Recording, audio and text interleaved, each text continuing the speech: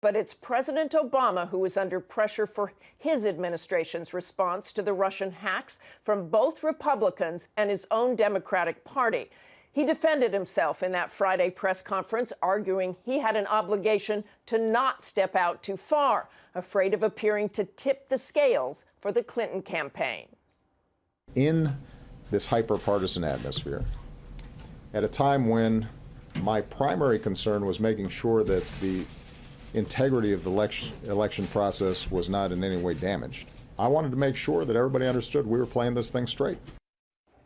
Let's take that straight to Donna Brazile, the chair of the Democratic National Committee, which took the brunt of Russia's cyber hacks.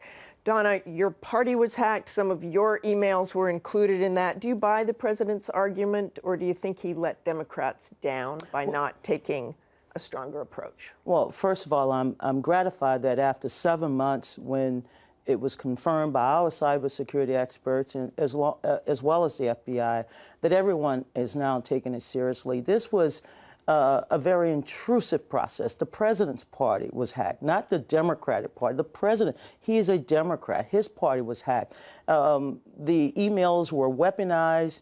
The release of stolen, hacked emails caused a lot of confusion. And, of course, it disrupted our daily campaign lives. So did he let Democrats down by not taking a stronger approach as it was happening?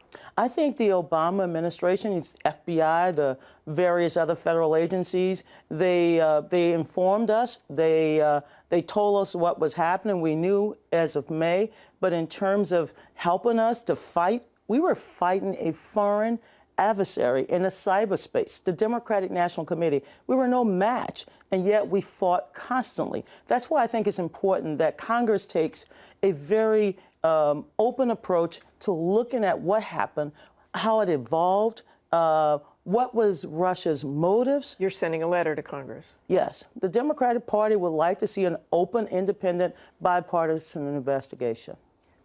President Obama also said Friday that the cyber attacks stopped after he warned Putin at an international conference in September. You've been briefed on the party's computer system. Is that right? They stopped? No, they did not stop. They came after us absolutely every day until the end of the election. They tried to hack into our system repeatedly. We put up the very best cybersecurity what I call infrastructure to stop them, but they constantly. So why do you think the president would say that? Look, I think the president is right to call for a full investigation. Every federal agency involved should put everything on the table, and the Democratic Party will put everything on the table. They came after us daily, hourly.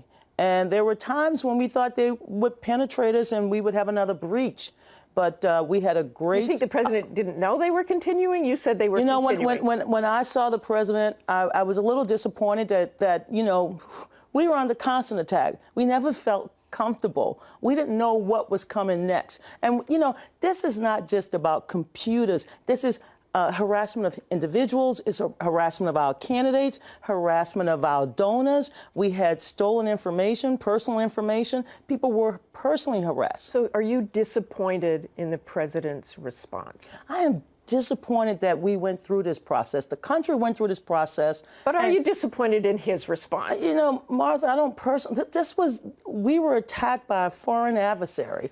And I think it's the responsibility of the government to help individual citizens as well as institutions, nonprofits, corporations to protect us, to help protect us. So how do you think the FBI should have handled it? The New York Times reported this week that the FBI reached out to the DNC starting in September 2015. Some of the calls weren't even...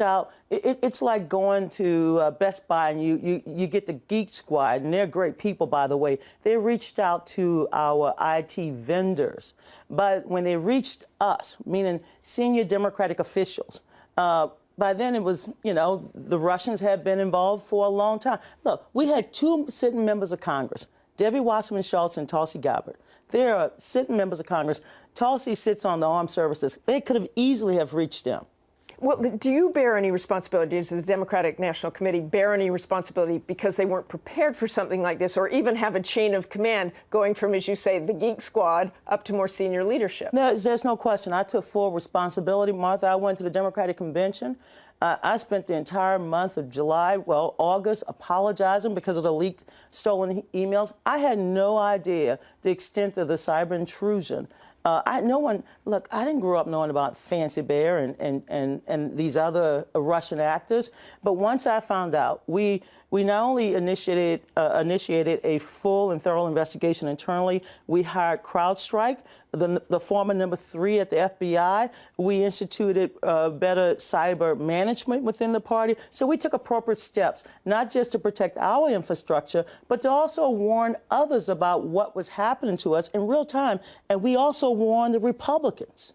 I want to turn to President-elect Trump. In his response to this latest hack reporting this week, President-elect Trump tweeted, "Are we talking about the same cyber attack where it was revealed that the head of the DNC illegally gave Hillary the questions to the debate?" Obviously a reference to the charge that you gave the Clinton folks questions in advance of a CNN town hall and a CNN allegations debate. From stolen, hacked emails. And as I've said repeatedly, CNN did not provide me with any questions, nor, by the way, did you provide me with any questions showing up this morning. But again, when you think about how this information was used, how the stolen, hacked email, my emails were not hacked, by the way. I had a DNC address, but my emails were not hacked. John Podesta's emails were hacked. They were used. They were weaponized to sow misinformation and to sow discord between the Clinton and Sanders campaign. Unfortunately, it happened, but we should learn from this. This is why the president should tell us more before he leaves office, and I also think Congress bears an enormous responsibility as well to inform the American people on just the involvement of the Russian government in our election process. And Donna, given that all you've said about this hack, do you think Donald Trump's win was legitimate? You know, I was involved in a close election in 2000. And it was an election where we believed that every vote should count and every voter should matter.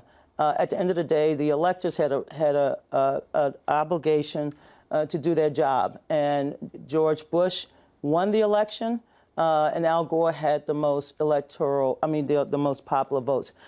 Donald Trump used this information in ways to also sow division.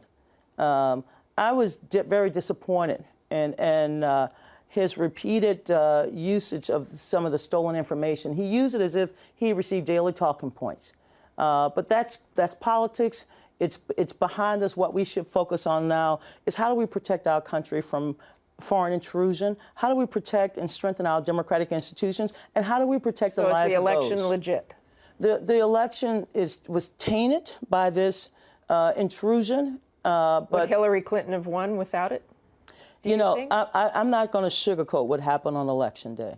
The Democratic Party has a lot of things that we have to do. Donald Trump cracked the blue wall, okay? He cracked the blue wall. We had a blue wall. We should have maintained it. We should have kept it. But there's no question that having a foreign adversary, a foe, interfere and to use hacked, stolen emails and weaponize them against the Democrats, not the Republicans, not Trump, but against Hillary Clinton and the Democratic Party, the president's party. We should be outraged by it. I know I'm still outraged by it, but I want to make sure that this never happens again because this country deserves to have the kind of cyber security experts involved to make sure that our homeland is protected at every stage. Thanks very much, Don. Thank you, ma'am.